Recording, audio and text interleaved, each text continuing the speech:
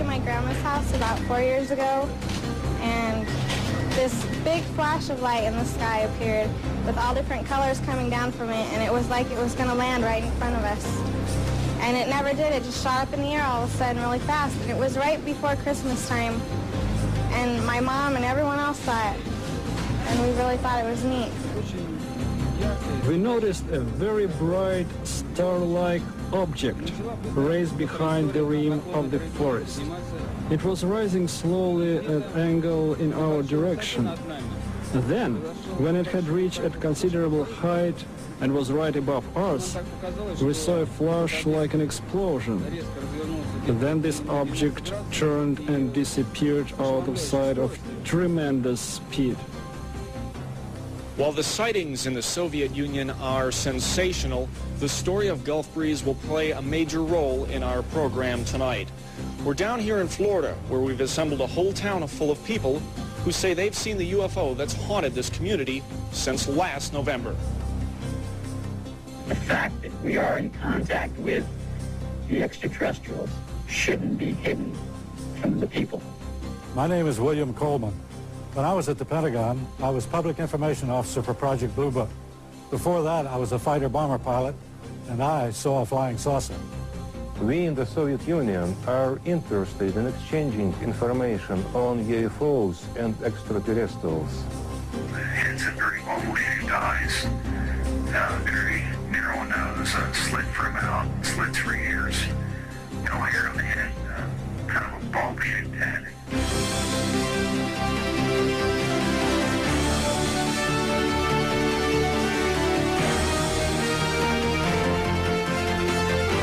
Tonight, for the first time in history, men and women from all over the world come together via satellite to share their experiences about unidentified flying objects.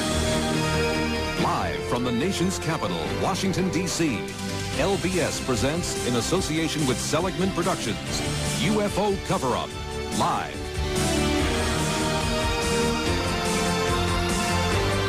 Please welcome the distinguished actor-producer, our host, Mike Farrell. Good evening. What do a colonel in the United States Air Force, a waiter in the Soviet Union, a teacher in California, and a former United States president have in common? Well, they all claim to have witnessed unidentified flying objects in the skies. What we're dealing with tonight is a subject of universal interest. Whatever your view, in the next 2 hours you'll hear claims and counterclaims. You'll hear some astounding, perhaps disturbing things which, if true, could have far-reaching implications in our lives. As is so often the case in complex questions, it comes down to our assessment of the credibility of the individual. So in this show, you can take part by giving your opinion as to that credibility. You'll also have the opportunity to report your own experience. Do saucers and ETs exist? Does your government know about them? If so, are they covering it up? Why? Well, let's find out more. A recent Gallup poll discovered that only 1/3 of the American public denied the existence of unidentified flying objects. UFO encounters are categorized into 4 groups. It was a U-shaped craft. I don't know how large it was because it's hard to scale distance in terms of how far I was. My sister and I were just walking around the block, and we looked up, and there were, lights on the bottom part of it that we could see as we looked up. And this person has experienced a close encounter of the first kind. You've had a close encounter of the first kind if you've seen a daylight disk or nocturnal light UFO at close range. On April 14th, 1984, hundreds of people in the small mining town of Morenci, Arizona, witnessed a huge boomerang-shaped object in the sky. Close encounters of the second kind are visual evidence of a UFO's landing, such as impressions made by the craft, burned or irradiated soil, trees, or grass. In August of 1979 in northern Minnesota, when Deputy Sheriff Val Johnson encountered a brilliantly lighted object, his vehicle was knocked off the road, the hood dented, 2 antennae bent, and a headlamp broken. In a close encounter of the third kind, which Steven Spielberg made famous, the witness observes or actually confronts the occupants of the UFO.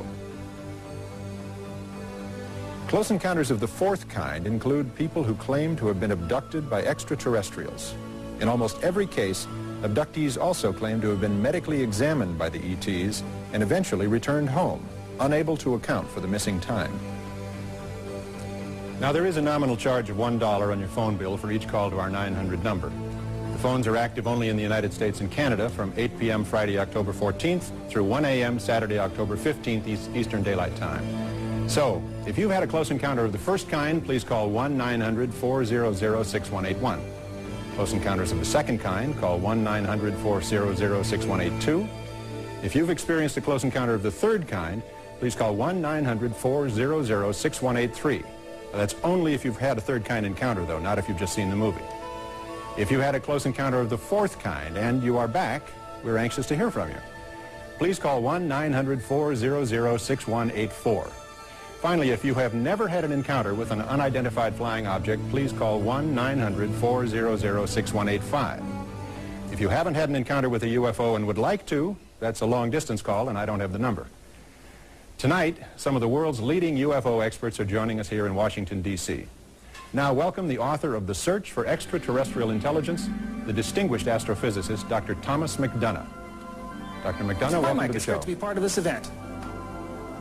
In your opinion, are we alone in the universe? Well, my own estimate is that just in our galaxy alone, there could be millions of planets that might be capable of sustaining life as we know it. The size of the universe is difficult to comprehend. In this galaxy, there are several hundred billion stars. Each one of these dots represents a galaxy, like our Milky Way. There are billions of them. So the sheer enormity of the numbers leads many scientists like myself to conclude that there must be life somewhere in the universe. Now, there are many theories about the origin of life. How do you think life first began in the universe? Well, that's where the cosmic cookbook of life comes in. It goes like this. Take one medium-sized planet and place it near an average-sized star. Don't put it too close to the fire or it won't burn, not too far away or it will freeze. Add water, ammonia, methane gas, and electricity in the form of lightning to get things going. Stir and wait patiently. But you'll have to be very patient. It might take several hundred million years. But sooner or later, we think that some of those molecules will make bigger ones, and the bigger ones will make even bigger ones, and then reproduction will begin, and life is born. But perhaps the most important lesson we've learned about life here on Earth is that it is incredibly adaptable. From prehistoric times until today, from the depths of the ocean to the driest deserts, to the freezing cold at the highest mountain peaks, life forms on Earth are thriving. The reason I believe life probably exists elsewhere is the widespread availability of the ingredients in the cosmic cookbook of life. So if extraterrestrials exist and are visiting us, then how do they get from there to here? One possibility is that in space you could accelerate until you were very close to the speed of light. With fusion rockets using the abundant hydrogen and helium already in space, so the rocket wouldn't have to be burdened carrying fuel, you could increase your energy by millions of times compared with conventional rockets. So, within our lifetime, even with our primitive technology, according to scientists Robert Bussard, Robert Forward, and Stanton Friedman, round trips to nearby stars could very well be feasible. We are close to being able to get from here to there. Thank you, Dr. Tom McDonough. Stay with us. Bill Moore and Jamie Chandere introduce us to their government informants, codenamed Falcon and Condor. To protect their identities, they were photographed in shadow with their voices disguised. Stay with UFO Cover Up Live and find out why Project Blue Book was classified top secret when we come back after this.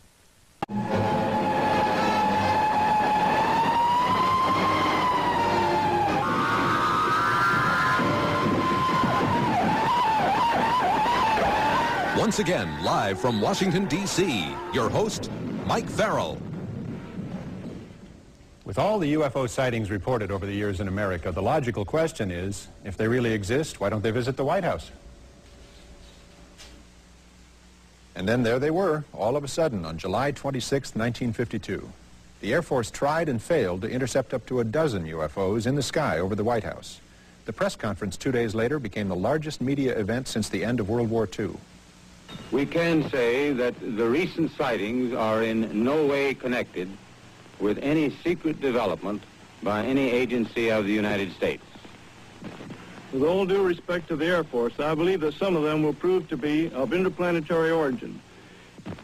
In my position in the Research and Development Organization of the Bureau of Aeronautics and of the Navy Department, I am thoroughly familiar with both our aircraft and our guided missiles programs and can state without reservation that the Navy has no saucer-shaped aircraft or missile in any of these programs. Headlines around the country aroused so much attention that the Air Force formed an official investigative unit, Project Blue Book. With me now are two retired Air Force colonels who were actively involved in that inquiry. Colonel Robert Friend, who headed up Project Blue Book for 5 years, and Colonel William Coleman, a former Air Force squadron commander who was Pentagon spokesman and chief of public information for the Air Force. Colonel Friend, Colonel Coleman, welcome. Gentlemen, has the Air Force been involved with UFOs before the White House incident? During World War II, our pilots saw what were called gremlins and Foo Fighters. These were fireballs that appeared to fly along with our aircraft. We were concerned that these so-called Foo Fighters or fireballs might be foreign weapons that could threaten our national security. And did the Air Force ever try to chase a UFO? Yes, in fact, in 1948, one of our pilots crashed in pursuit of a UFO. The story made headlines all over the world. As I understand it, that crash added impetus to the conclusion that UFOs were extraterrestrial visitors. That's true, but the Air Force rejected the conclusion on the grounds of insufficient evidence. Even the name of the project was changed from Sign to Grudge during that period to preclude this unhealthy association. However, by the time Blue Book got involved, we started running into trouble. Hearings and inquiries regarding the way in which we were performing UFO investigations, in every instance, the Congress of the United States concurred in the way in which we conducted these projects. However, we were not disappointed with the 1969 decision to discontinue Project Blue Book. Out of the 12,000 reported UFO sightings, only 700 remain unexplained. Of that remainder, 100 of them really worried us. Why was that? Because these 100 sightings involved the two criteria that defined a worrisome phenomenon: high strangeness and high credibility, meaning that highly credible, multiple witnesses, like military airline pilots, see something they've never seen before. Have either of you ever seen a UFO? Yes, it was 1955, and I was a squadron commander at the time. We were flying a B-25 over Alabama when we spotted a strange silvery object some 25,000 feet above us, heading in the same direction. Since we were overtaking it, I changed course and eventually got within 1/8 of a mile of it, literally right on top of the thing. So you must have gotten a fairly good look at it. We certainly did. The whole crew. It was wingless, a disc some 70 feet in diameter, 15 feet thick at the center, your average run-of-the-mill flying saucer. Well, what happened then? It performed an astonishing maneuver. 1 second it was there, the next it was gone. But we chased it and caught sight of it again. It was skimming over a farmer's field, kicking up vortexes of red dust as it flew. We closed in on it from behind the trees, but it vanished. Did you make a report of this incident? We all wrote up reports. I was later debriefed by an intelligence officer. And years later, when I was on Project Blue Book, I tried to find my report. It was not in the files. Not in the files. Now, you say you saw this object at point-blank range. Could it have been a balloon or an experimental aircraft? Absolutely not. It displayed a level of technology far beyond anything I had seen on the Earth then and now. With this advanced level of technology, were you ever concerned that the object could be a threat to national security? No, not necessarily a threat to our national security, but I was uneasy about these UFOs because they were able to accomplish aerial feats that we couldn't. The apparent capability of these objects could possibly represent a threat to our national security. What's become of Project Blue Book? That's it, Mike. It was canceled in 1969 and will not be reactivated. Well, Colonel Coleman, Colonel Friend, thank you both. And while we're on the subject of Blue Book, let's hear another view from a scientist currently working for the government. Now, because he has insisted on anonymity, both his appearance and his voice have been altered, but his credentials have been thoroughly researched by the investigative team of Bill Moore and Jamie Chandray. They've given him the code name Condor. Project Blue Book was just a very low-level effort by the Air Force to collect information on sightings. It had a very minimal staff of one officer, an NCO, a secretary, and a scientist. The interesting, most exciting reports that came into Blue Book were often siphoned off by what they call moles within the organization. Those reports were pulled out of the files and never returned and just simply sent forward. The whole effort, as far as Blue Book was concerned, was that they tried every way they could to simply dismiss and explain away sightings. They certainly didn't want unknowns. You'd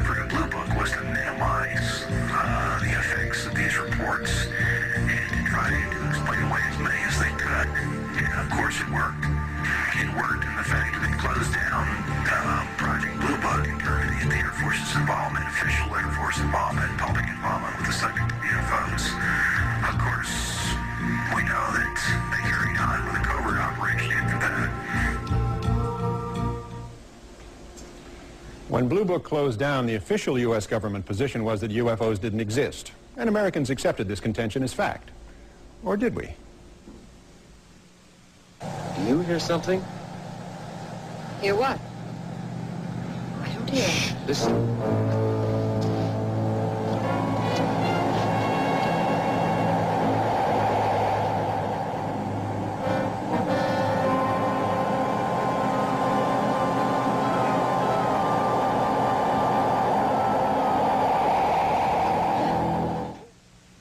Subsequent reports were discredited, relegated to the tabloids at the supermarket checkout counter. After Blue Book's final report, anyone who claimed to see a UFO was considered some kind of nut. It was a saucer. We saw it. We heard it, both of us. What more do we need to know? Well, we have to have time to think, to evaluate this before we sound off. So most sightings go unreported, particularly sightings by aircraft pilots.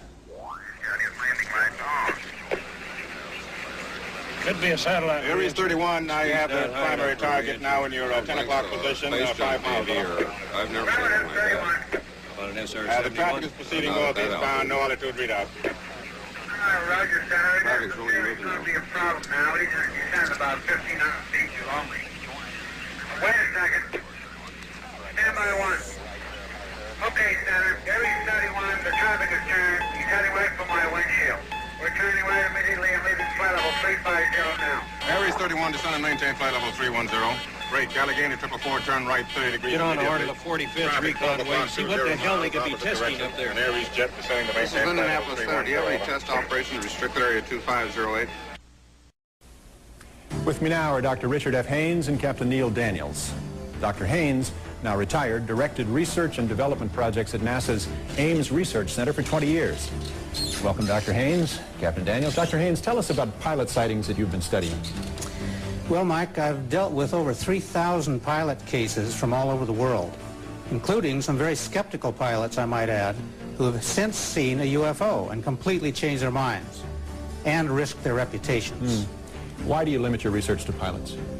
Well, because pilots are very reliable and credible witnesses. Their jobs and their lives of their passengers depend on them. They must be aware of what's going on in the skies around them. Unfortunately, most of them ask for anonymity. Really, why is that?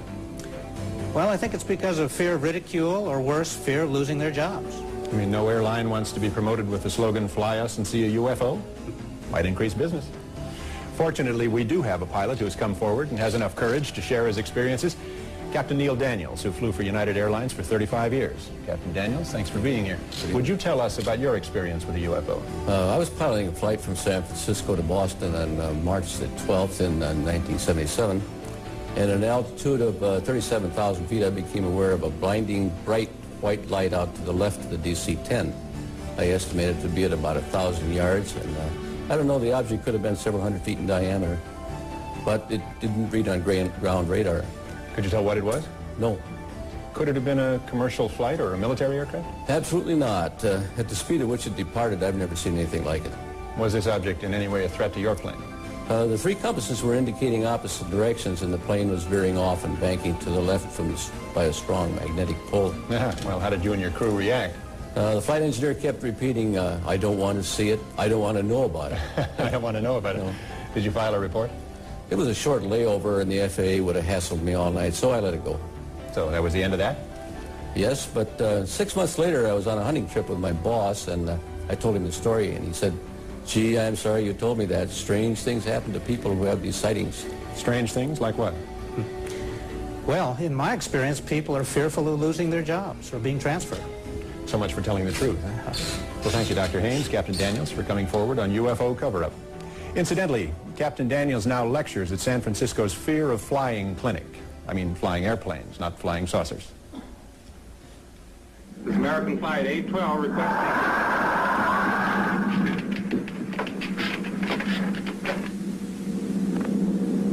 Holy mackerel. Burbank Tower to American Flight 812. Are you in trouble?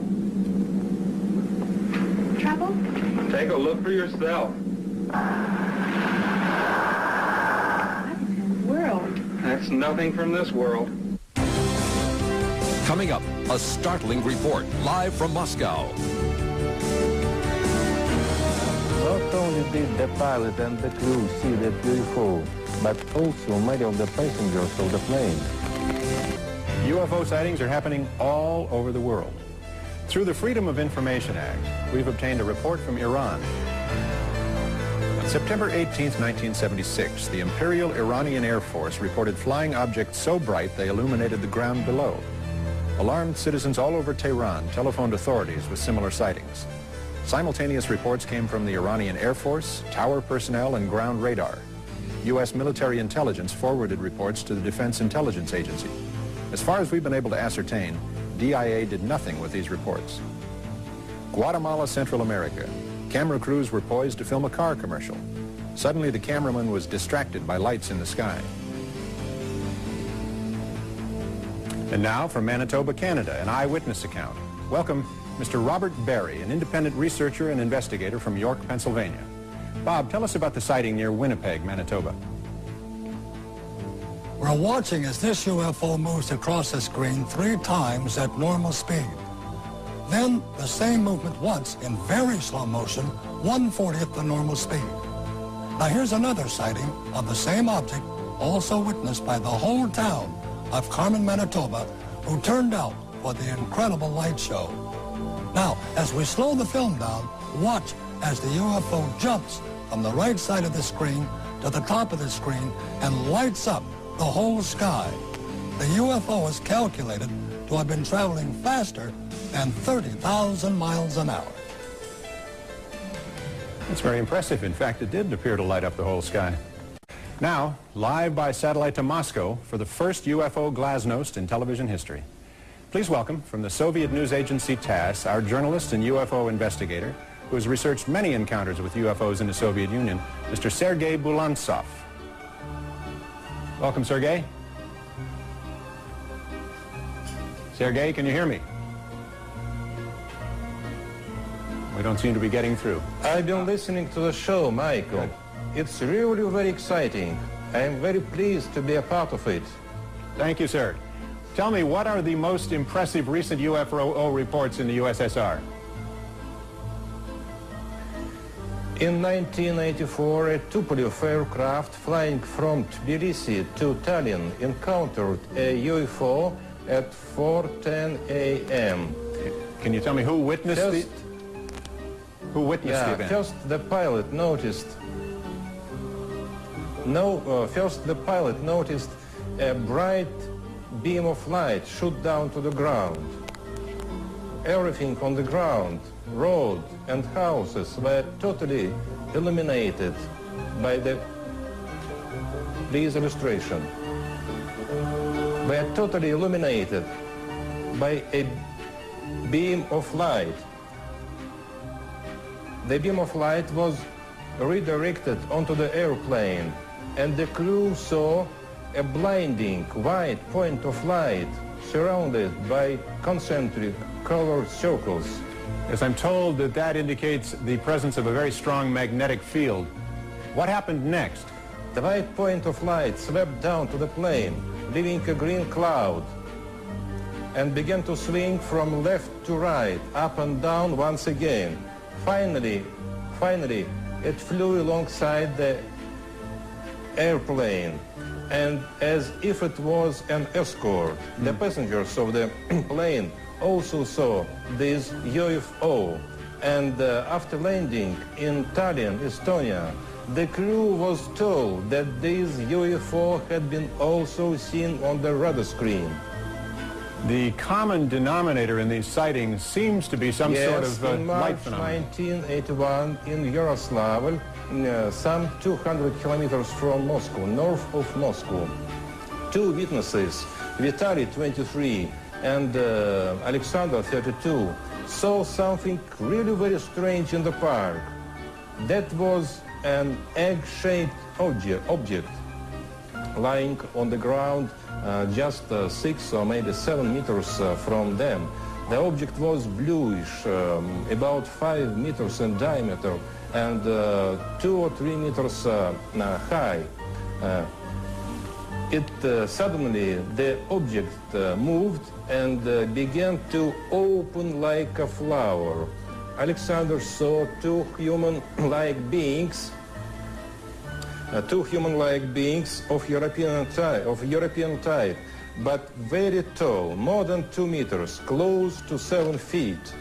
They grew up from the center of the object and approached Alexander. He said both beings were radiating some kind of rose-colored light. Their heads were clear, but the rest of their bodies seemed out of focus. And then a very strange telepathic conversation took place. They said, "Don't be afraid, we won't hurt you." In the movie here, The Close Encounters of the Third Kind, the extraterrestrials communicate with us through some sort of language of music, much as you suggested they talked to Alexander. What happened next? Both human-like beings entered the flower. It closed and disappeared. What about the other man? What was he doing during this time? All this time he was sitting on the snow as if he was paralyzed. He didn't take part in the conversation. I don't blame him. Have you investigated any abduction cases in the USSR? Yes, in June 1975, near Borisovlevsk, south of Moscow, at 2 a.m., a Soviet army officer saw a very strange domed UFO aircraft on the ground. He approached it and saw two alien silhouettes inside. When he came closer, he felt something like an invisible wall and then lost consciousness. When he recovered, he saw an alien aircraft fly away. He thought about 15 minutes had passed, but when he checked his watch, much to his amazement, 1 hour had passed. And later, he had the same dream over and over again. He was flying over the UFO landing site. So he thinks he was abducted. That sounds actually very similar to some of the abduction stories we've encountered in the United States. I understand you have some photographs that you can show us? Yes, certainly. This one was made in Bulgaria, near Stara Zagora, in July of 1978. A married couple was drinking tea at their country house when they saw this hovering object. They took this snapshot with a Polaroid camera. And this UFO had been seen. Please change picture. Please change picture. And another UFO, this UFO, yes, this UFO had been seen at the Murmansk region, near Finland's border. The same year, this snapshot had been reportedly made by the militia. Thank you, Sergei. Joining us now is Leonard Nikishin, Science Secretary excuse me, of the Working Group Extraterrestrial Intelligence in the USSR Academy of Sciences. Mr. Nikishin, I understand that you have thousands of reports of UFO sightings in the Soviet Union. Yes.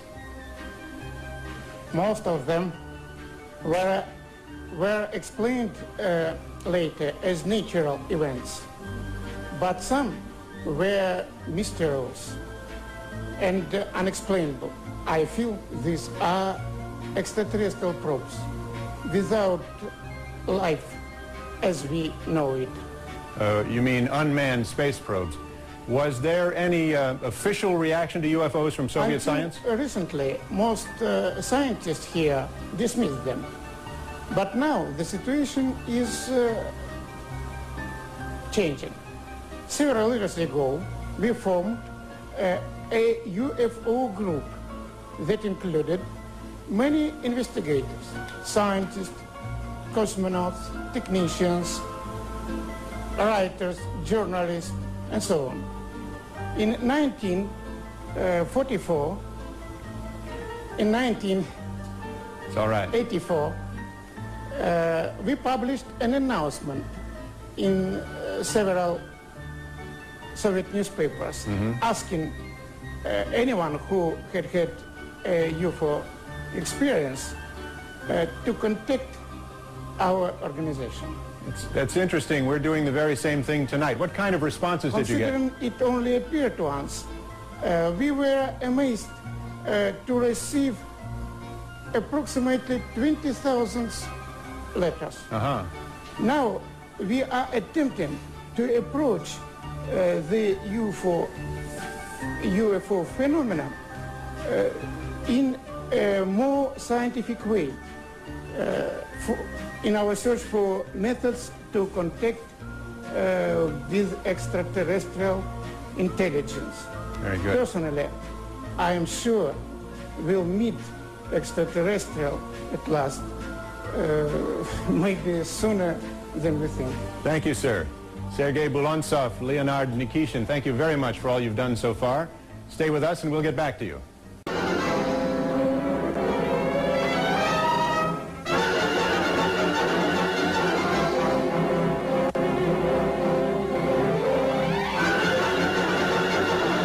Now, back to Washington, D.C. live and Mike Farrell.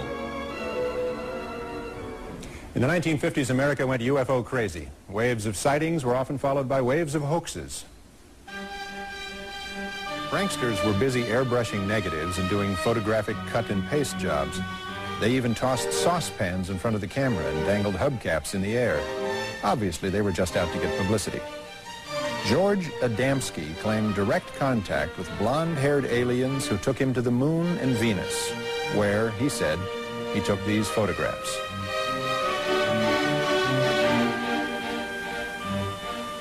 Then came the Barker incident at a small airfield in West Virginia, where this film footage was shot. This was termed the Lost Creek Flying Saucer. Many people who saw this film believed that the hanging thing you see was in fact a UFO. We'll leave it to you.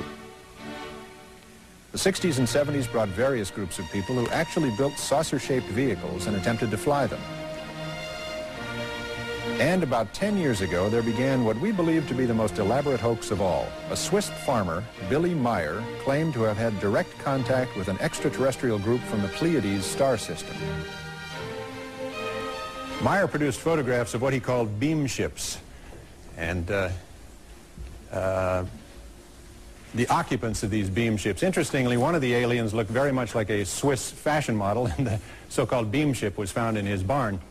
Now, Billy Meyer's beam ships may have been obvious hoax, but thousands of UFO sightings from all over the world are not so easily explained away.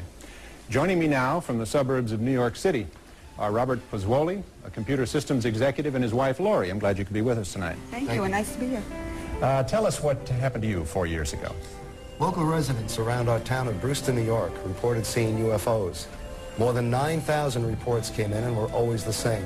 Noiseless, hovering, boomerang-shaped objects approximately 150 feet from wingtip to wingtip. When we spotted it, I had my video camera and we quickly started shooting the footage you'll see. I think your comments on the tape are especially interesting. Let's look at it now. Oh, good God. What do you think? I don't know. Not playing. I'm going to tell you something, honey.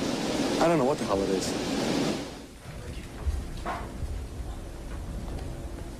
Tell me, what kind of effect this sighting has had on your life?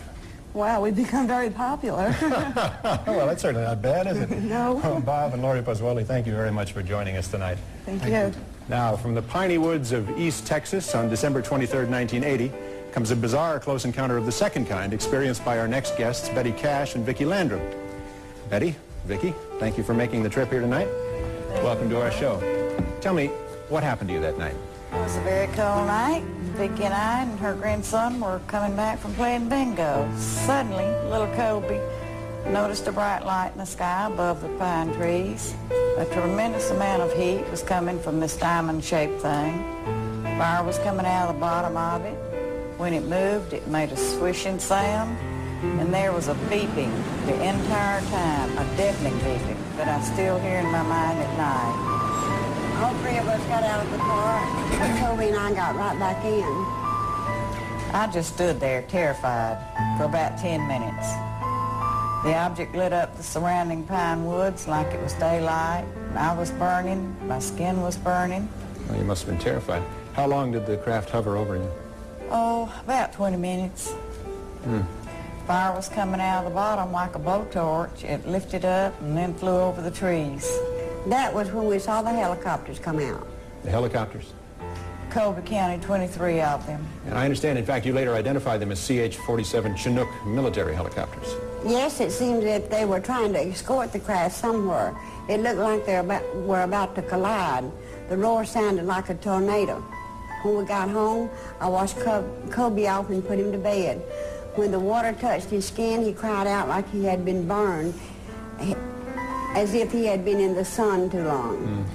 And I was too sick to work the next day. My eyes swelled closed and welts appeared on my face and head. I thought I was going to die. Vicki came and took me to the emergency room of the hospital. They treated me like a burn patient. Over the next few days, I kept losing big patches of skin on my face, and about half of my hair fell out. They kept me in the hospital over a month with no improvement. It seems to me it takes remarkable inner strength to survive an ordeal like that. How are you doing now? I have cancer. I was operated on in March 1983, and the doctors could not say if they got it all. Now some days I'm okay, other days are terrible. Has the government ever expressed a willingness to take responsibility for this thing? No, and I'm mad as hell, and disappointed with the government of our United States. Well, I don't blame you, Miss Cash. And Ms. Landrum, thank you for joining us in Washington. I think you two are extraordinarily courageous ladies. Thank you. We'd like you to, thank you. We'd like you to see this exclusive videotape of a man we know only as Falcon. We asked him what the truth was concerning your case. The Cash Landrum incident, the craft that was observed was a alien craft piloted by military aircraft pilots. Although they had been trained and were somewhat familiar with the craft, they found that the aircraft did not respond to certain controls. They radioed that they thought the craft was going to crash.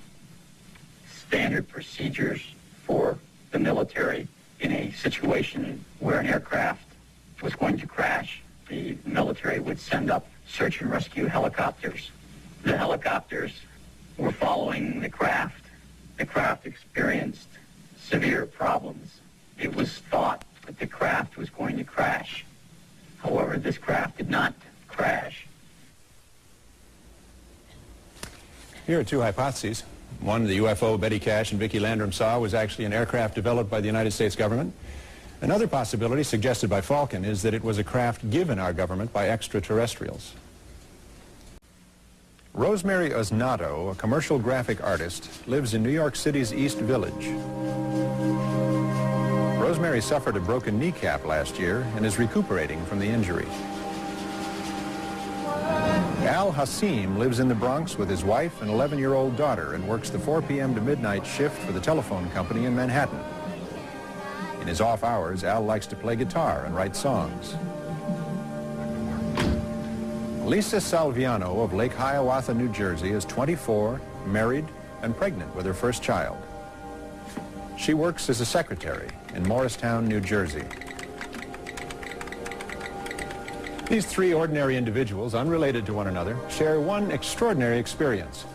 With the guidance of a psychiatrist, Dr. Rima Lebo, they have been able to relive deeply buried memories that will astonish you. Under hypnosis, the subjects are put into a relaxed state in which they can recall these disturbing memories. And once regressed, they relive the experience in real time, often very emotionally, moment by moment. They re-experience what they went through the first time, though it may have taken place months or even years earlier. Now, please watch as we replay portions of their hypnosis session now.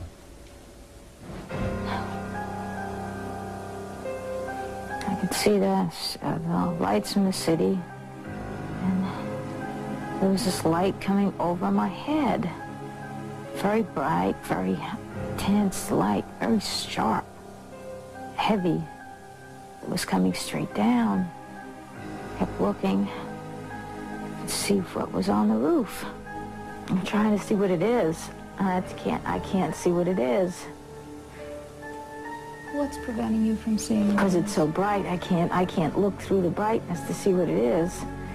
I was woken up. I was sleeping. And I woke up. There's something outside my window.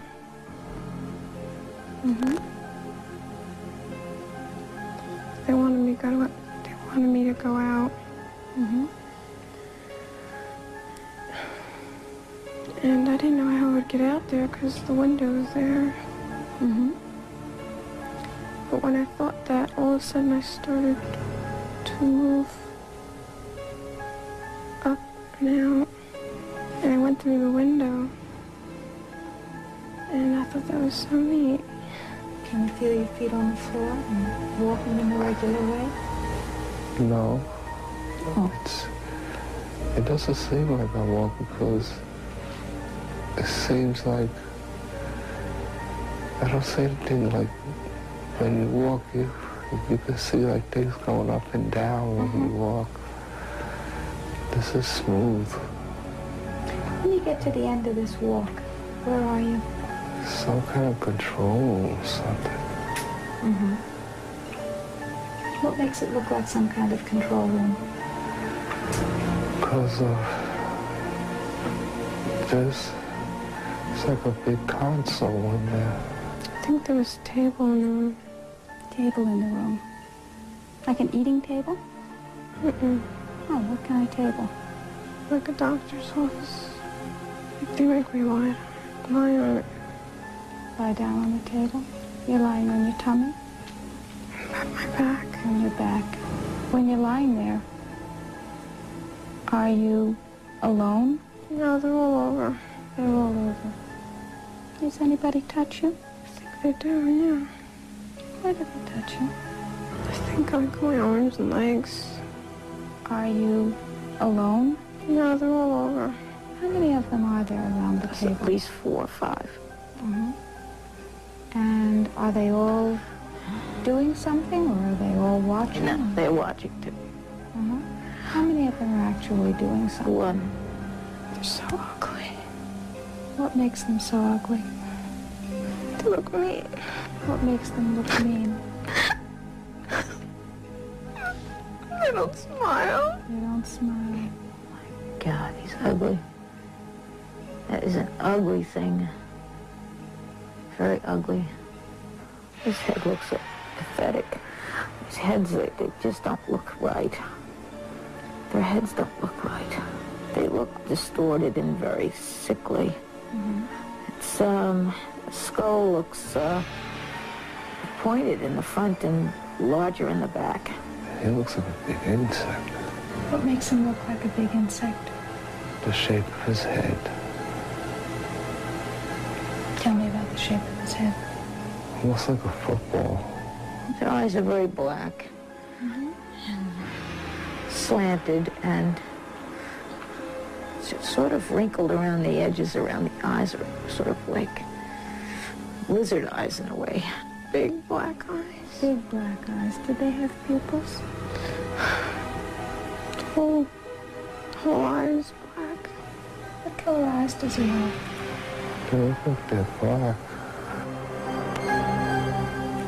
With us now is the noted psychiatrist Dr. Rima Lebeau and the best-selling author and researcher Bud Hopkins. Dr. Lebeau. Bud is the author of 2 books, Intruders and Missing Time, a documented study of abductions. Thank you both for coming to Washington to see us. Dr. Lebeau, you've done studies of UFO abductees who have been hypnotically regressed. Can you tell us about it? Psychiatrists are trained to recognize emotional trauma and to treat it, not to evaluate whether aliens exist. Many of these patients are sensitive, sane people who have in common only the belief that they've been abducted, and they're frightened by what happened to them. They don't want fame, money, or publicity, only relief from hidden, painful memories. Now, skeptics question the use of hypnosis. However, careful examination of the material shows its usefulness in these traumatic situations. They also say that abduction reports are the products of overly rich fantasy lives. If that were the case, the report should be as diverse as people's dreams. Instead, we find striking similarities in accounts from all kinds of people, from all walks of life. Post-traumatic stress disorder does not occur unless there has been external trauma, like that some Vietnam vets and assault victims or rape victims experience. But many abductees show the serious and disabling effects of helplessness and violation. With proper treatment, these symptoms can be relieved. Bud Hopkins, must everyone who claims to have been abducted be hypnotized? Absolutely not necessarily at all. In about 25% of the cases, there is no memory loss at all. In the other 75%, the loss of memory seems to have happened because their abductors put them in something like a hypnotic trance state. I see. So a counter trance is helpful to get them to remember the abduction experience. But what makes reports of abduction believable? Essentially the commonalities of these accounts, a cluster of similar recollections in cases that I've had from all over the world, all the continents of the world. And I've studied hundreds of cases that people notice a period of missing time which they cannot explain. There's a lot of fear and terror, sometimes about a remembered place. There are strange lights that they describe in a similar way. The descriptions of the craft's interior, the craft's occupants are described in extraordinarily similar ways. They also describe the medical procedures that occur in very, very much the same way. And the most interesting thing, and the sad thing of all perhaps, is that these abductors are not interested in communicating with our minds, but they're interested in the physical state of our bodies. Thank you, Bud Hopkins and Dr. Rima Lebeau.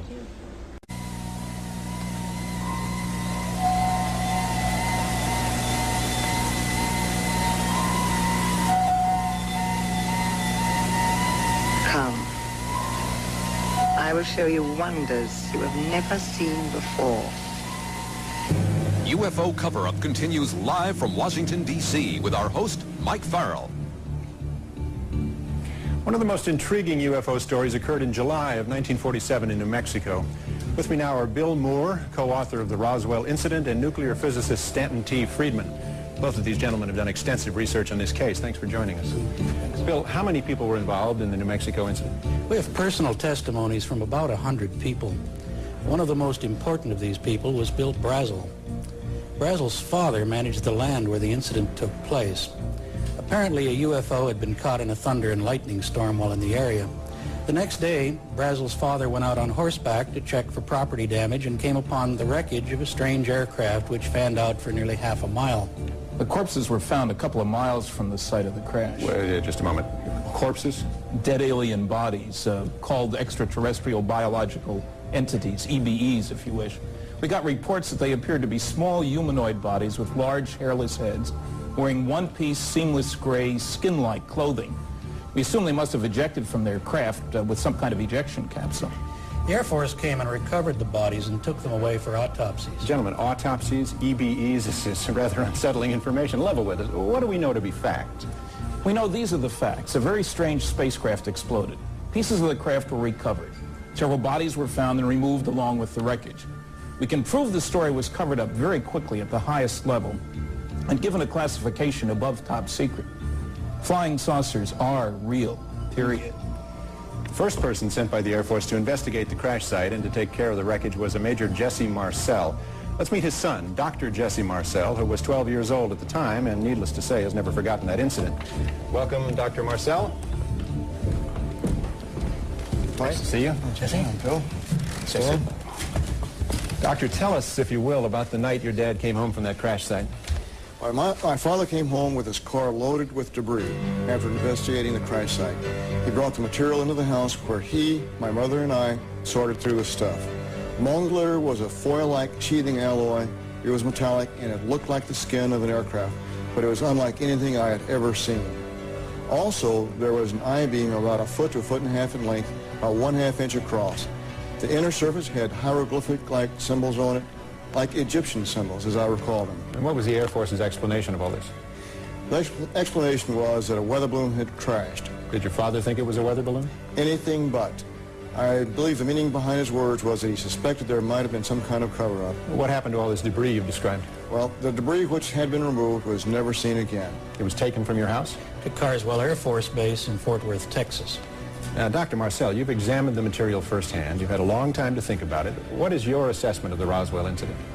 I held the material in my hand. It was not from this Earth or this universe, or in this universe. That's what I think. We're not alone. Thank you, gentlemen. Okay.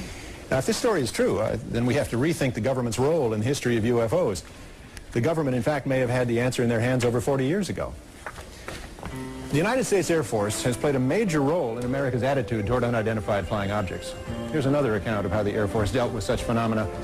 With me is author and filmmaker Robert Emmenegger and former security manager and chief of requirements for the audio-visual program at Norton Air Force Base, Paul Schartle.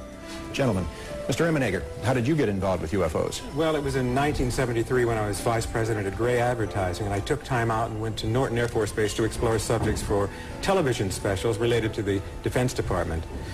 While discussing several of the subjects, UFOs came up, and Paul here told us about a film of a landing of alien crafts at Holloman Air Force Base about 3 years earlier. What did you see, Mr. Schartle?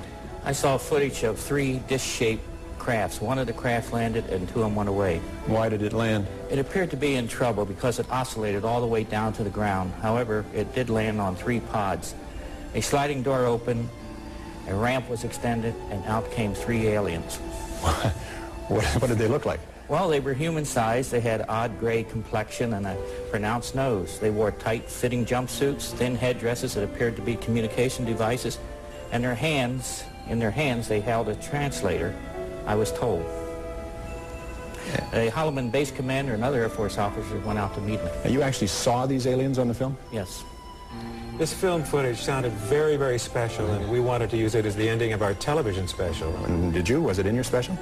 Well, although the Pentagon had been very, very cooperative all the way, at the last minute the film was confiscated and we lost the whole finale of our show. But what I saw and heard was enough to convince me that, you know, the phenomenon of UFOs is real, very real. Mr. Schartle, what did your superior officers tell you? I was told it was theatrical footage the Air Force has purchased to make a training film. Well, that sounds plausible, doesn't it? Well, if it were a theatrical film, why didn't I have a record of this? It was my job to keep accurate records of all audiovisual purchases. Is there any other reason that you feel this was not a theatrical film? Yes, it was too real. The people who were shooting that day were Air Force personnel. Lucky for us, the day they were shooting, they were doing an acceleration test. Yeah, well, it's too bad we couldn't get that footage from the Air Force. Gentlemen, thank you very much for being with us tonight.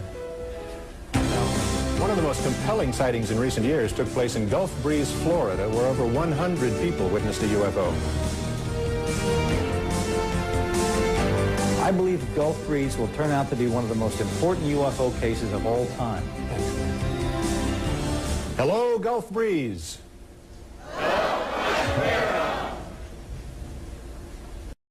Something is happening in Gulf Breeze, Florida. Rod Serling himself couldn't have come up with a stranger sequence of events. Gulf Breeze is a beautiful, affluent community of 6,000 on a peninsula near Pensacola, Florida. It is here, on a quiet residential street, that a person known to us only as Ed spotted a strange object floating above his house. November 11th, 1987. Ed snapped 5 photographs that day and changed his life forever. Over the next 7 months, he saw the object several times, shooting another 36 pictures with 3 different cameras. Witnesses include his wife and kids, family, friends, neighbors, and even city officials. 2 other people allegedly photographed the same object. Could it be a secret military device? Gulf Breeze is literally surrounded by military bases, but the public information officers disclaim official knowledge of any UFO. Now here's Ed's photograph of a UFO. Notice the strong blue beam that Ed claims first paralyzed him, then levitated him and dropped him. Clumsy aliens? This is the most famous of Ed's photographs, which he took weeks later through the windshield of his truck. The UFO hovers just 3 feet off the ground, its beam reflecting off the asphalt. Ed says he was partially paralyzed again, but escaped this time. This is Ed's home video, shot as he crouched in the bushes near his home. The UFO retraces its path, rotating as it travels through the same airspace. Notice how it goes behind the trees, in and out, reversing direction and coming back. Now, Ed is a respected family man, runs a successful business, and has shunned all publicity and declined to be on our show. What about it, Gulf Breeze? Is there really something going on down there, or is it all an elaborate hoax? Dwayne Cook is editor of the Gulf Breeze Sentinel. Donald Ware is a UFO investigator who claims to know of 153 first-hand witnesses who have seen the object. Jerry Brown is the chief of police in Gulf Breeze. Don, you're an ex-Air Force officer who is firmly convinced something extraterrestrial has been appearing in the skies above Gulf Breeze. What convinced you?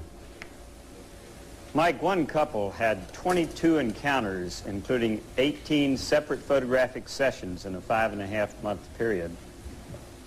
And any independent witnesses, highly credible, also reported seeing the same objects that were photographed. All right. 4 people reported seeing the aliens, 6 reported blue beams coming from the UFO, and 10 have reported periods of missing time. Okay, how about you, Chief Brown? I take it you're not convinced. No, sir, I'm not. We are have one of the busiest airspaces in the country, and not to say that all these people here are lying, not telling the truth. I firmly believe they are seeing something, because at any time or any place there's different lights, different things that you can see. Mm-hmm. What I don't believe is the things the local papers and the TV media has put out of a flying saucer with beings from another planet. I just simply don't believe that, Mike. Okay, Dwayne, I guess you could say that you're the fellow responsible for stirring this up. Your paper has faithfully supported Ed's story, much to the consternation of many of your neighbors. Well, I guess you could say we have stirred it up, Mike, but I really can't say I'm aware of any too much consternation. Most of Gulf Breeze really believes Ed's photographs and his story. Mm-hmm. Just like they believe the 100+ other witnesses that have seen it, most of which are here tonight. Now, reporter Mark Curtis in Pensacola has followed the saga of the Gulf Breeze UFO from the very beginning. What were your initial thoughts? Mike, I was amazed at the detail and clarity of these photographs, but I was very skeptical. So we brought in some photographic experts to look at them, and none have been able to tell that these pictures are fakes. Also, Ed has taken 2 lie detector tests and passed them both. Aside from the picture, though, this is the story of the witnesses and the people. Charlie Summerby and his wife Doris saw this object last November. Charlie, if you could tell us what you saw. Well, it was right after the sunset over East Bay. We saw this circular object. It was bluish-gray in color and with light shining out through portholes.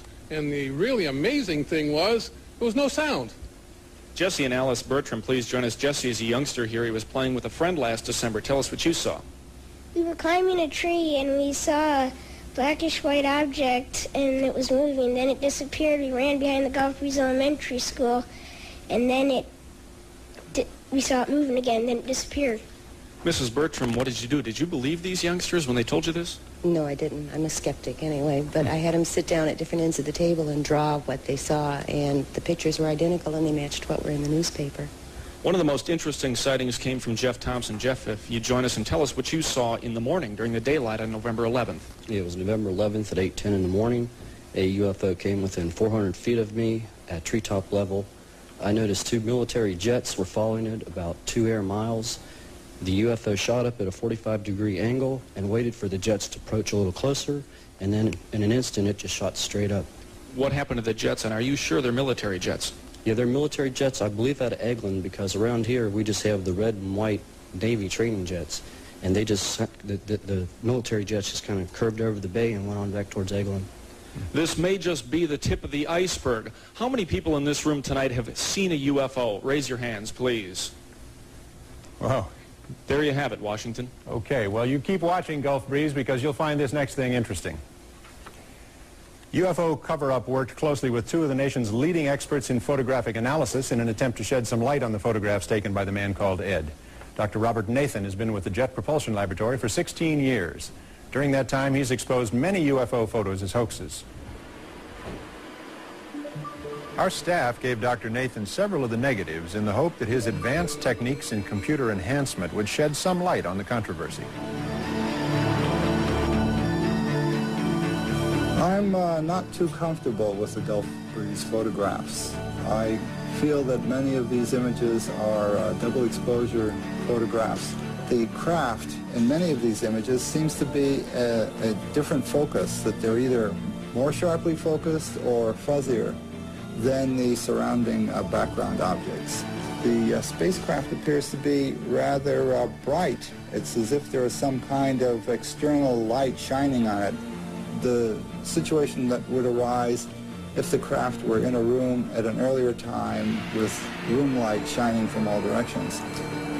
It seems that in quite a few of these pictures, the very top and bottom of the spacecraft are very sharply cut off, whereas the rest of the image is rather fuzzy, giving me the feeling that there was some kind of cut and paste onto some surface.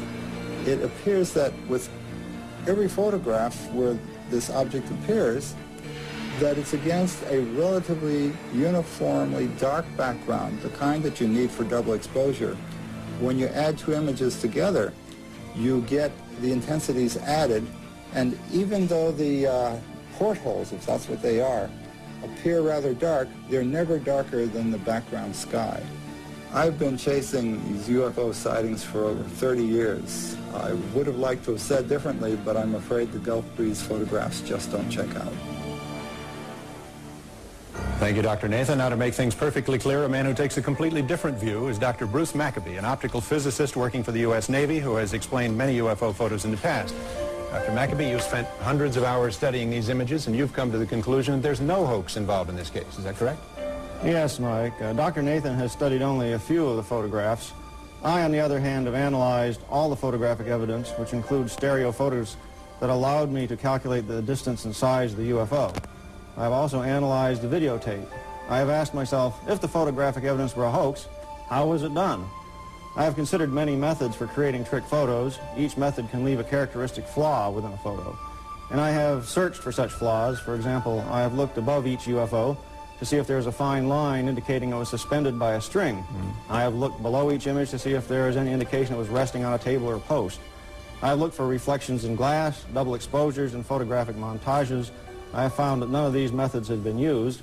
Therefore, after many, many hours of analysis, I have found nothing in the photos which could refute the sighting reports. My opinion is that the photos are genuine and these crafts are not from here, unless there's some race other than the human race operating them. Thank you, Dr. Maccabee, for your analysis. Earlier in the show, we met Bill Moore. Joining us now is Jamie Chandray, a television producer and director. Both began regular contacts with government agents regarding UFOs 6 years ago and amassed an enormous quantity of information about the government's UFO program. Welcome, gentlemen. Bill, tell us how you first got involved. I got a phone call after appearing on a radio show from a man who said, "You're the only person we've heard talk about this subject who seems to know what he's talking about."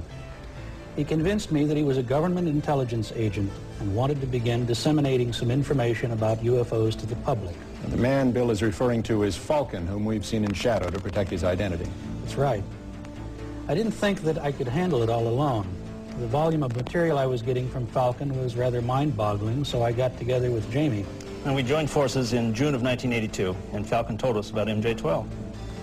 MJ-12 functions as a policy-making group relating to extraterrestrial activities and contacts and UFO activities within the United States. They make the policy, obtain presidential approval, and then field activities implement the policies.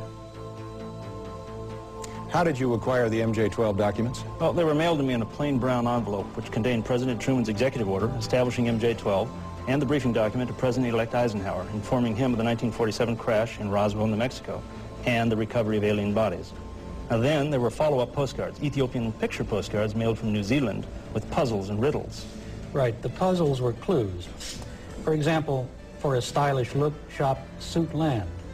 This led us to the National Repository in Suitland, Maryland, where we discovered the existence of top-secret documents and filed a Freedom of Information request, which led us further to the Cutler-Twining document. Now, all of our meetings with Falcon were secret. Now, wait, gentlemen. Riddles, postcards, secret meetings, code words. Didn't you suspect somebody was pulling your leg? Well, we always look for a hoax, but within every clue, there was always some verifiable fact. So you were able to verify MJ-12?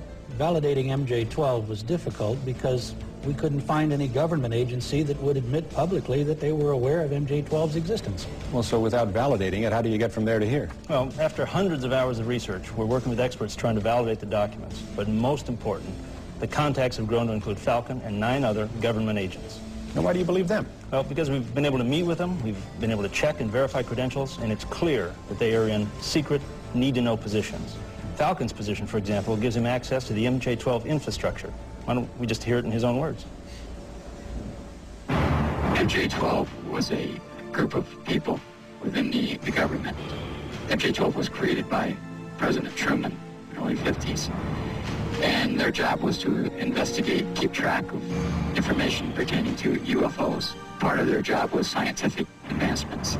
But their primary purpose was to keep track of the information coming in on UFOs and to analyze the information, both scientifically and in a way that would advance our technology. There are government officials and elected officials that are automatically briefed on the existence of the MJ-12 activities. These officials include the President, the Vice President, as elected officials, the Director of Central Intelligence, and the Director of the National Security Agency. The MJ-12 policy is headquartered at the Naval Observatory in Washington, D.C. The United States Navy has the primary operational responsibilities of field activities relating to the MJ-12 policies. All information gathered in the field, not necessarily by Navy personnel, is transmitted to the Navy for analysis. Other known government agencies feed information to MJ-12 through a top-secret cover project known to us as Project Aquarius. Now, MJ-12 connects to select individuals within the National Security Council, the Joint Chiefs of Staff, the White House Intelligence Unit, the National Security Agency, the Central Intelligence Agency, and the Defense Intelligence Agency. The research is conducted, the data classified and cataloged, all under the umbrella of strictest national security. The MJ-12 table of organization created by Moore and Chanderet purports to give us an understanding of a complex intragovernmental chain of command existing solely to oversee, organize, and administer the data on UFOs and ETs. Gentlemen, thank you very much. Thank you. An astonishing account of alien corpses found in the desert. Next on UFO Cover Up Live. What Bill Moore and Jamie Chanderet's source, Falcon, told us about aliens will astonish you. LBS Communications and Seligman Productions makes no claim in favor of or against the truth and accuracy of this material. We ask only that you watch and listen and make up your own minds. Now, if you feel a congressional investigation is warranted to get the facts about UFOs out to the American public, please call this 900 number. If you feel an investigation is not necessary, call this number. Bill Moore and Jamie Chanderet have checked and verified Falcon's and Condor's credentials. Peter Leone also met Falcon, and here's his statement. I met with a government intelligence agent with the code name of Falcon in 1983 with Jamie and Bill at the time that I was an executive producer of news for the CBS station in Los Angeles. And at the time, we verified as authentic his credentials. And then again in 1987, we met again with Falcon and again verified his credentials.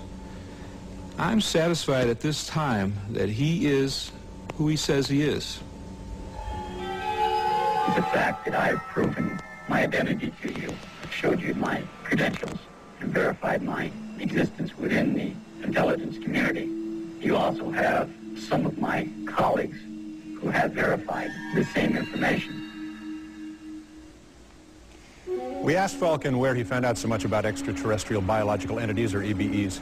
This book, or it's called the Bible within the MJ-12 community, contains historically everything that occurred from the Truman era up through the 3 aliens being guests of the United States government, technological data gathered from the aliens, medical history gathered from dead aliens that were found in the desert, autopsy information gathered from dead aliens found in the desert, and information obtained from the extraterrestrials regarding their social structure and their information pertaining to the universe.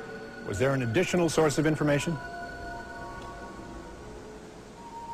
Presently, as of the year 1988, there is one extraterrestrial being. He's a guest of the United States government, and he's remained hidden from public view. The Yellow Book is a book that was exclusively written by the second alien. The book relates to the aliens' planet, solar system, suns, the culture and society makeup on the planet, the social structure of the aliens, and the aliens' life among Earthlings. What was most intriguing to me in my experience with the aliens is I believe, an octagon-shaped crystal, which when held in the alien's hand and viewed by a second person, displays pictures. These pictures can be of the alien's home planet or pictures of Earth many thousands of years ago. We asked where the EBEs came from. He was in the Zeta Reticuli star group. Now, Condor tells us about a deal our government made with the aliens. From what he understands, an agreement signed between our U.S. government and the extraterrestrials. And essentially the agreement says that we won't disclose your existence if you do not interfere in our society. And we allow you to operate from a designated base here in the United States. It's in the state of Nevada in an area called Area 51 or Greenland. The extraterrestrials have complete control of this base, which is located in Nevada. My understanding is that 3 different aliens of the same species have resided within the United States from 1948 or 49 until present day. The first alien was captured in the New Mexican desert after its craft crashed. The alien, which was named Eva by the government, was kept in captivity for 3 years.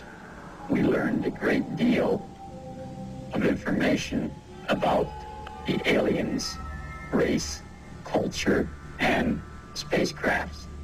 The second alien was a part of an exchange program. I don't recall what year that alien visited. The third alien was also part of an exchange program and has been a guest of the United States government since 1982. We asked what they looked like. You know, a run-of-the-mill EB. A creature about 3'4" to 3'8" inches tall. Their eyes are extremely large, almost insect style. Their eyes have a couple of different inner lids. The days were extremely bright, probably 2 to 3 times as bright as our sun. I think they have just 2 openings where our nose would be. They have a small mouth. They have no teeth as we know it. They have a hard gum-like area. Their internal organs are quite simple. They have a one organ which does the job of our heart and lungs. Their digestive system is really simple. Their skin structure is extremely, it's a very elastic skin and hard, probably hardening from their sun. They have some basic organs. Their brain is more complex than ours. It has several different lobes than ours have. Their eyes are, where our eyes are controlled by the back of our head, theirs is controlled by the front of the brain.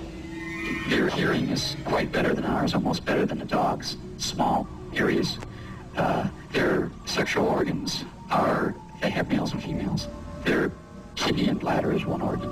They excrete waste. They have another organ, which I don't know if our scientists determined what it was for, but they believe it's to transfer the solid wastes and the liquid wastes. They have hands without thumbs. They have 4 fingers without any thumbs. Their feet are web-like, small web-like. So many questions occur. Do they believe in a supreme being? What's their intelligence level? What's their average lifespan? It's approximately 350 to 400 Earth years. It's my understanding that the aliens have an IQ of over 200. They have a religion, but it's a universal religion. They believe in the universe as a supreme being. The aliens enjoy music, all types of music, but especially ancient Tibetan style music. We asked about their diet. They do eat vegetables. They like vegetables. And their favorite dish or snack is ice cream, especially strawberry. Well, the next time you're in an ice cream parlor, just quietly notice who orders strawberry, okay? As a wrap-up, Falcon and Condor said to us, I personally feel that this information should be presented to the public. There's only a small portion of the information that we've gathered from the extraterrestrials that should be safeguarded or classified. Condor also suggested he'd like to see a congressional hearing on the subject. Interestingly enough, he, Falcon, and a third source have agreed to meet with the senator's staff to discuss all of the information they claim to have concerning UFOs and aliens. From this meeting, a Senate investigation could ensue. Now, if this is true tonight, we're witnessing history in the making. We're back by satellite with our contacts in Moscow, USSR, and more of UFO Cover Up Live. Once again from TASS, here is Sergei Bolantsev. Tell us again, Sergei, about the preliminary findings from Tunguska in Siberia.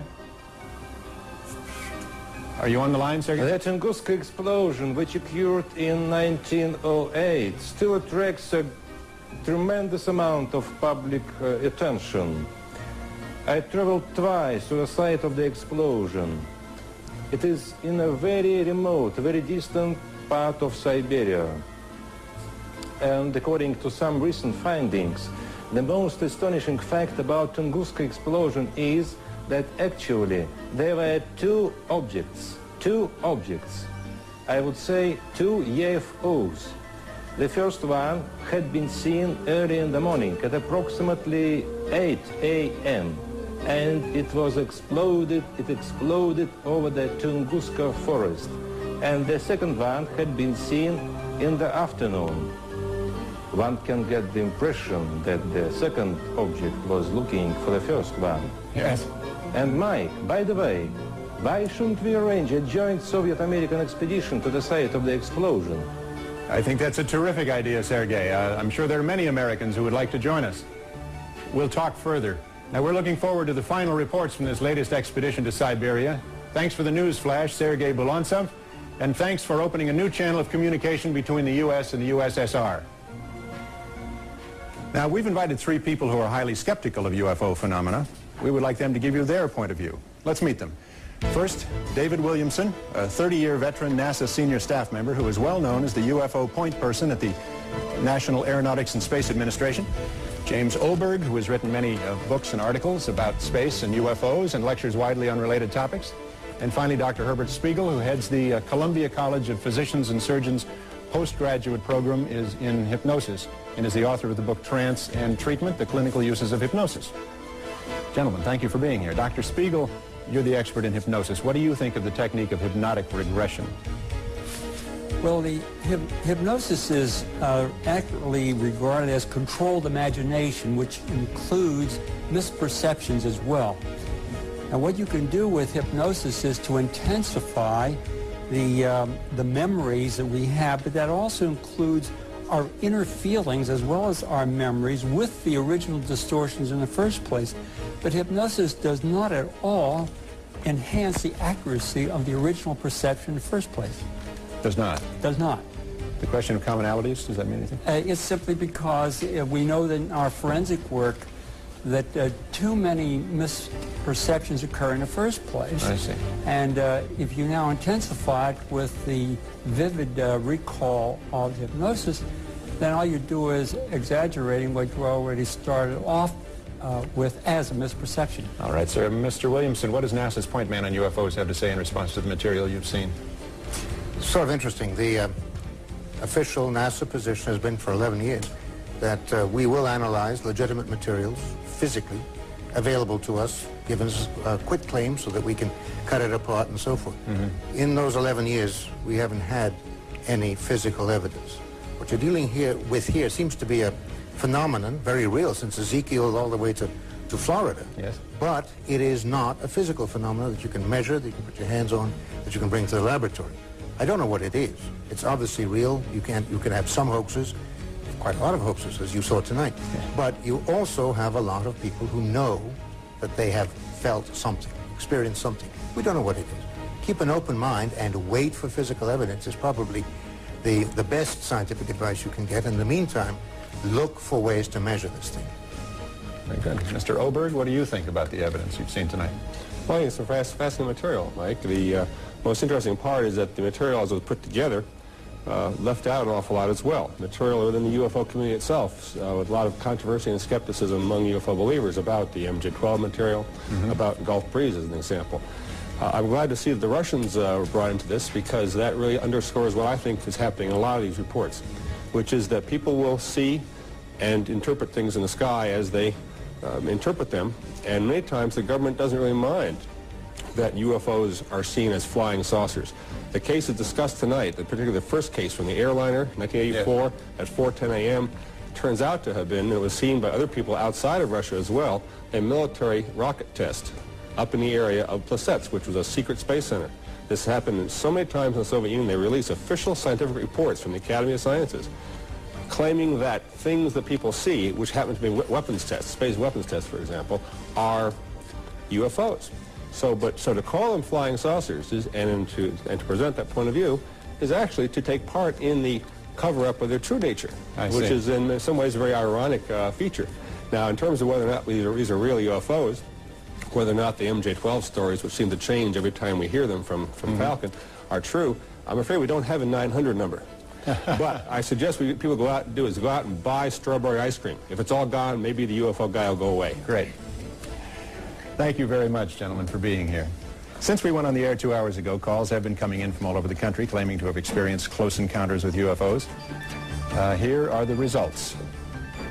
Of the people that called in, 20% they said they had never had a UFO experience.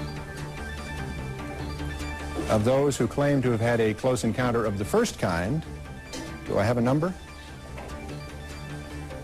66% claim to have had a UFO experience of the close encounter of the first kind. Close encounter of the second kind, 5% make that claim. And 3% claim to have had a close encounter of the third kind. That's perfect. Close encounters of the fourth kind, 6%. Thus far in the program, we've had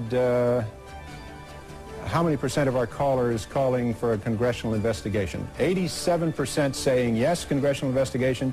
No, 13%. Now remember, our telephones are active until 1 a.m., October 15th, Eastern Daylight Time, throughout the United States and Canada, at the nominal charge of $1. All information received from your phone calls will be forwarded to a proper investigational committee, should one be set up in Congress here in Washington, D.C. Thomas Jefferson said the government must never lie to the people. After all the sightings, observations, and testimonies presented here tonight, we are left with the uneasy question, has our government been lying to us about UFOs? Are extraterrestrials here? Does our government have UFOs hidden away in a warehouse? Or is it just some sort of misunderstanding? Or perhaps, is it all a hoax? A sci-fi fantasy in the minds of overzealous space fans? Could the government of the United States, the citadel of the free world, have covered up the most significant event of the 20th century? Is that logical? You be the judge. What does our future hold? What technological breakthroughs can we expect? Let's look at the last decade. Computers that filled whole rooms now fit in your shirt pocket. Transmitters that once were the size of a bread box are now the size of a bee. Now, let's look at today. Holographic images, CD and optical disc players created by the laser. We can send more information through a single weightless beam like this in 1 second than Edison could send in 5 days through 1,000 tons of copper wire. Suppose someday, instead of pictures, we could transmit the life code that makes you you. Beam your DNA, the personal blueprint of your essence to some distant star. Scientific reality? No. Speculation. But speculation can work. We speculated on something besides walking. We came up with the car. We speculated about flying. We went to the moon. But this evening, we're speculating about them, the extraterrestrials, not us. Not our technology, but theirs. Perhaps the future holds this promise for us. Perhaps we're not alone. Good night, and thanks for beaming us into your homes.